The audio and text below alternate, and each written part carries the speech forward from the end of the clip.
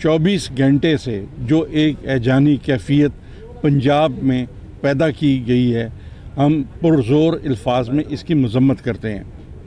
मैं समझता हूँ कि किसी भी जमहूरी माशरे में इस बात की इजाज़त नहीं दी जा सकती कि किसी इलेक्टेड गवर्नमेंट को, जिसको अवाम ने मुंतखब करके भेजा हो, उसको एक गैर मुंतखब शख्स जो है वो एक ऑर्डर के ज़रिए ख़त्म कर दे।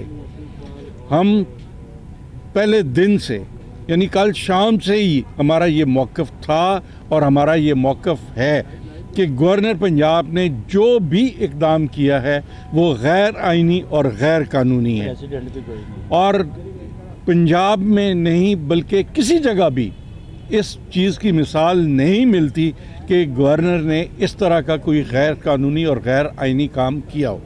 लेकिन हमें अफसोस इस बात का है कि मुल्क हमारा इस वक्त जिन हालात से गुज़र रहा है, इन हालात में बजाय इसके कि हालात को दुरुस्त करने की कोशिश की जाए, हमारे मुखालफीन जो एक इम्पोर्टेड हुकूमत है वो हालात को मज़ीद बिगाड़ने की तरफ जा रही है, और जिस तरह उनको फैसिलिटेट किया जा रहा है और जिस तरह एक इम्पोर्टेड हुकूमत के गैर आइनी और गैर कानूनी जो इक़दामात हैं उनको इम्प्लीमेंट करवाया जा रहा है, मैं समझता हूँ कि वो भी हर लिहाज से काबिल मज़म्मत है। आज आपने देखा कि आज पंजाब असम्बली का इजलास हुआ। इजलास में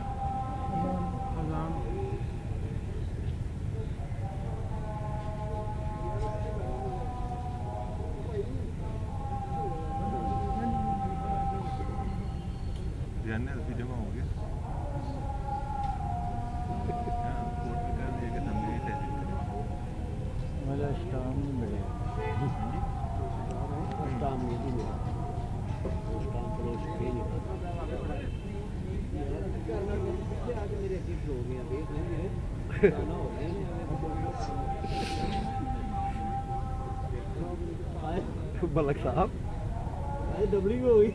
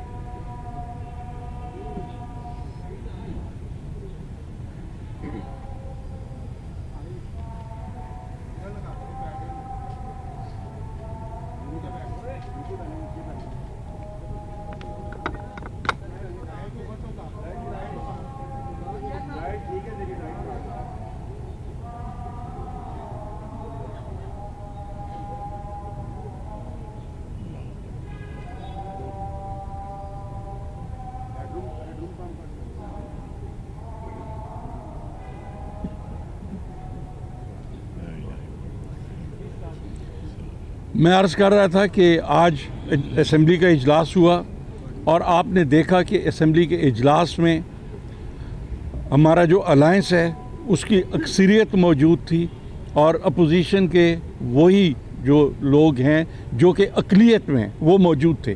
उनकी मौजूदगी में हमने गवर्नर के ख़िलाफ़ तहरीक इस्तेकाक जो है वो भी पेश की, और गवर्नर के जो इक़दामात हैं उनकी मज़म्मत भी एक करारदाद के ज़रिए जनाब मियाँ असलम इकबाल साहब ने जो पेश की वो की गई।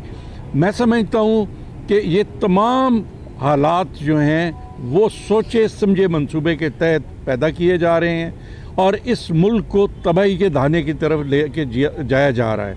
आज जो कुछ इस्लामाबाद में हुआ या इस वक्त जो मुल्क में लॉ एंड आर्डर की सिचुएशन है, उससे हट कर हुकूमत जो है वो अपना खेल खेलने में लगी हुई है। वो वज़ीर दाखिला जिसको आज इस्लामाबाद में होना चाहिए था, जो इस्लामाबाद में लॉ एंड आर्डर की सूरत हाल पैदा हुई, लेकिन वो एक आइनी और कानूनी हुकूमत को ख़त्म करने के लिए लाहौर में मौजूद है। और पिछले 2 दिनों से जिस तरह वफाकी हुकूमत ने लाहौर पर यलगार की हुई है, मैं समझता हूँ कि ये हर लिहाज से काबिल मज़म्मत है। मैं एक दफ़ा फिर इस बात को दोहराना चाहता हूँ कि पाकिस्तान मुस्लिम लीग नवाज़ जो है उसके नज़दीक आइन और कानून की कोई हैसियत नहीं है। इससे पहले इसी पंजाब असम्बली में नून लीग के जो ज़िम्मेदार हैं उन्होंने डिप्टी स्पीकर को रुसवाई का सामना कराया और अब एक दफ़ा फिर उन्होंने गवर्नर को एक ऐसी बंद गली में धकेल दिया है कि जहां मासवाए रुसवाई के कोई दूसरी चीज़ नहीं है। मैं ये वाज़े करना चाहता हूं कि आज भी पाकिस्तान तहरीक इंसाफ के कारकुनान जो हैं वो इमरान खान साहब की क़यादत में मुत्तहिद हैं और जो पार्लियामेंटेरियंस जो जिनकी अक्सरियत है पंजाब असम्बली में वो इमरान खान साहब की क़यादत में मुत्तहिद हैं और खान साहब के फैसले पर लब्बैक कहेंगे। जो भी हमारा कायद फैसला करेगा इंशाअल्लाह ताला पंजाब असम्बली के अरकान उस फैसले की तायीद करेंगे। और एक मैं समझता हूँ कि यहाँ पे सवाल ये उठता है कि असम्बलियाँ, मैं समझता हूँ कि पाकिस्तान तहरीक इंसाफ के जो मेंबरान हैं, एक असम्बली नहीं इस जैसी दर्जनों असम्बलियाँ जो हैं अपने कायद के हुक्म पर कुर्बान करने के लिए तैयार है। और किसी को इस बात की गलतफहमी नहीं होनी चाहिए कि शायद किसी वक्त हमारे जो अरकान हैं किसी मसलत का शिकार हो जाएं। हम आज भी अक्सरियत में थे, इंशाअल्लाह ताला कल भी अक्सरियत में होंगे और जब तक इमरान खान साहब चाहेंगे ये हुकूमत चलेगी। जब इमरान खान साहब हुक्म देंगे तमाम अरकान उनके हुक्म पर लब्बैक कहेंगे। अदालत के पास क्या प्यार है कि वो असेंबली ना पहले मियाँ साहब मैं बात जरा मियाँ साहब बात कर लें तो फिर इजाजत मियाँ साहब कर लेना बात। शुक्रिया जी। बिस्मिल्लाहिर्रहमानिर्रहीम, बहुत शुक्रिया जी। देखें कि पाकिस्तान की तारीख़ के अंदर ऐसा कभी नहीं हुआ कि जब असम्बलियाँ चल रही हों, मामलात आगे की तरफ चल रहे हों और उसके साथ साथ अगर हम इस चीज़ को देखें कि जिस तरह फेडरल हुकूमत के आगे की तरफ दिन जा रहे हैं वैसे वैसे गरीब अवाम बुरी तरह महंगाई की दलदल में फंसती जा रही है। ये पहली बार ही हुआ पाकिस्तान की तारीख में कि एक लीडर ने अपनी ज़ात से बाहर निकलकर सोचा। इमरान खान ने हमेशा अपनी ज़ात को साइड पर रखते हुए गरीब अवाम के लिए सोचा। 1 महीने बाद इस मुल्क के पास पैसे नहीं होंगे कि वो तनख्वाहें भी दे सकें। ये सिर्फ इक़्तिदार से चिमटे में, क्योंकि दुनिया के अंदर कोई भी अदारा, चाहे IMF हो, चाहे वर्ल्ड बैंक हो, चाहे एशियन डेवलपमेंट बैंक हो, चाहे कोई डोनर एजेंसी हो, पाकिस्तान के अंदर इन्वेस्टमेंट करने को तैयार नहीं है। जो पाकिस्तान के अंदर इन्वेस्टमेंट थी वो सारी की सारी बाहर चली गई। पिछले 7 माह के दौरान, ये बड़ा अलार्मिंग है जो आपके सामने फिगर रख रहा हूं, पिछले 7 माह की फेडरल हुकूमत के दौरान 6.5 लाख पाकिस्तानी जो डॉक्टर थे, इंजीनियर थे, साइंटिस्ट थे, स्किल्ड लेबर वाले थे, सारे बाहर चले गए। कोई पाकिस्तान के अंदर नहीं रहना चाहता। वजह क्या है कि उन्हें नज़र आ रहा है कि जब तक ये हुकूमत मसल्लत रहेगी हमारा फ्यूचर कोई नहीं है। इस मुल्क के अंदर हमारा कोई फ्यूचर नहीं है, क्योंकि ये वफाकी हुकूमत सिर्फ और सिर्फ इक़्तिदार इसलिए रखा हुआ है कि अपने केसेस ख़त्म कर लें। मुझे बताएं आप सब जो नौकरी पेशा लोग हैं, पिछले 7-8 माह में वफाकी हुकूमत ने क्या रिलीफ दिया आपको सिवाय महंगाई के अलावा? हर घर के अंदर लड़ाई जो है, मियाँ बीवी की लड़ाई करवा दी इन्होंने। आमदनी उतनी है, अखराजात पहाड़ जितने बढ़ गए हैं। हर घर के अंदर लड़ाई करवा दी है इसने। कोई बच्चों की फीस नहीं दे सक रहा, कोई घर का किचन पूरा नहीं कर सक रहा, कोई मकान का किराया नहीं दे सक रहा, किसी की जेब में पेट्रोल के मोटरसाइकिल के लिए पैसे नहीं रहे, कोई दवाई नहीं ले सक रहा। ये सारे मामला क्यों हो रहे हैं? ये एक फॉरेन एजेंडा है। मैंने असेंबली के फ्लोर पे भी कहा है, ये फॉरेन एजेंडा है। और फॉरेन एजेंडा क्या है कि पाकिस्तान को हमेशा कशकोल उसके हाथ में और वो मांगता फिरे। जब पाकिस्तान 6% शरह नमू से जीडीपी की शरह से तरक्की कर रहा था, तो कौन से ऐसे हालात पैदा हो गए थे कि इमरान खान को हटाना जरूरी था। आज पाकिस्तान की ग्रोथ नफी में चली गई, मनफी में चली गई, और गरीब आदमी 2 वक्त की रोटी से आजिज आ गया। अगली बात जो मैं बता के जा रहा हूं, बिजली का यूनिट 80 रुपए फी यूनिट करने जा रहे हैं। ये आज की मेरी बात लिख लें। यहां पर लोग मोमबत्तियां और दिए जलाएंगे। अब बिजली का तो कॉन्सेप्ट ही खत्म हो जाएगा। जिसका 2000 बिजली का बिल आता था, उसका 8000 रुपया बिजली का बिल आया। और हम ये चाहते हैं, जिन्होंने अपनी जात से बालातर होकर सोचा है कि इस मुल्क के अंदर पॉलिटिकल स्टेबिलिटी होनी चाहिए, और पॉलिटिकल स्टेबिलिटी तभी होगी जब इलेक्शन होंगे, और जब इलेक्शन होंगे हुकूमत आएगी, फिर इकोनॉमिक स्टेबिलिटी आएगी। तो इकोनॉमिक स्टेबिलिटी के लिए इलेक्शन का होना बहुत ज़रूरी है, ताकि अवाम मैंडेट दे और असम्बलियों में भेजें। इसीलिए हम असम्बली तहलील कर रहे थे। अपने इक़्तिदार की कुर्बानी हम इसलिए दे रहे हैं, दोनों असम्बलियां, केपीके और पंजाब। लेकिन गवर्नर ने रात को, गवर्नर पंजाब ने शब खून मारा है, एक शहनशाह की तरह झूठे आर्डर निकालकर गलत आइन की तशरीह गलत करते हुए, और इस तरह अपने इख्तियार को इस्तेमाल किया जिस तरह कभी सदर ममलिकत 58(2) भी इस्तेमाल करते थे। असम्बली के अंदर जो करारदाद मंजूर की गई है, तरीके इस्तकाक भी और तरीके मजम्मत भी, मजम्मती करारदाद जो पेश की गई है और जो मंजूर की गई है कि गवर्नर को इस असम्बली में बुलाया जाए और बुला के पूछा जाए कि आपने गैर आईनी, गैर कानूनी, गैर जमहूरी अमल किया और आपने इस 12 करोड़ अवाम का इस्तकाक मजरू किया।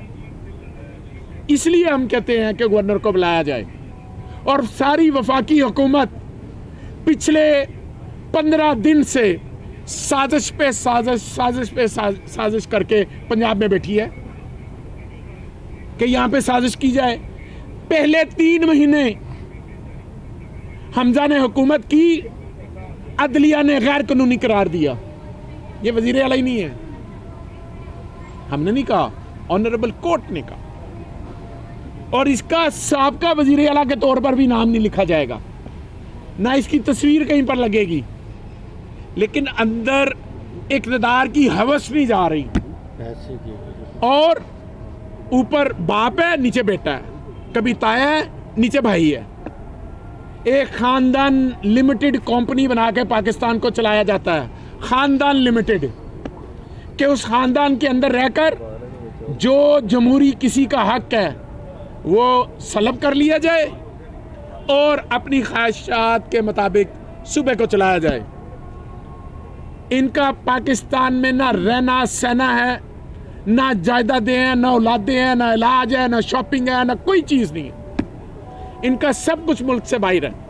अगर इस मुल्क के अंदर इनका कुछ है तो एक हुक्मरानी का जज्बा है कि हम यहाँ पर आके हुक्मरानी करें, इसके अलावा कुछ नहीं है।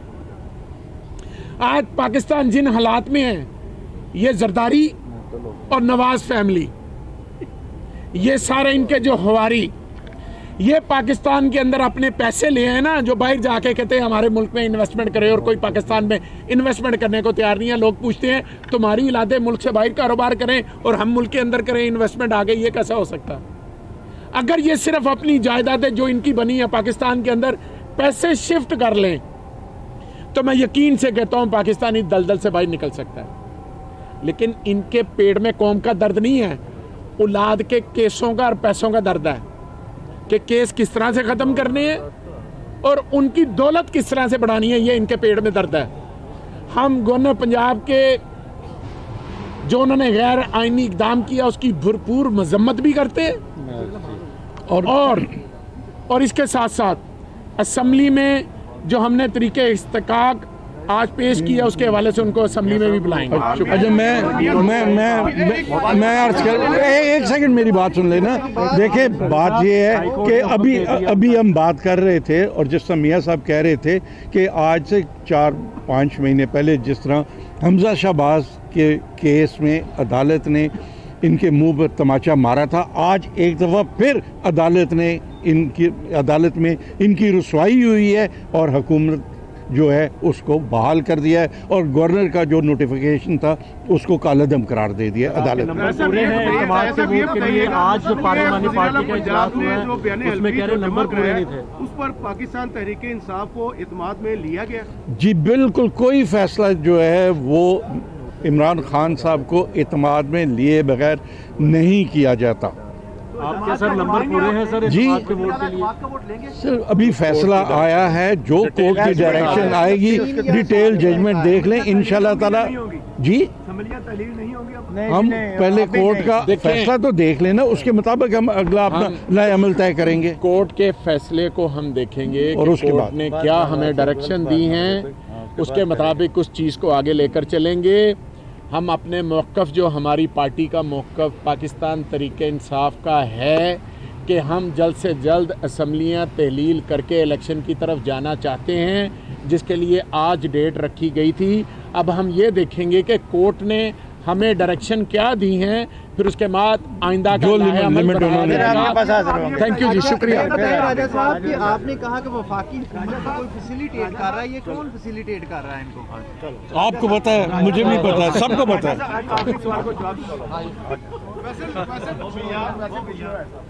है।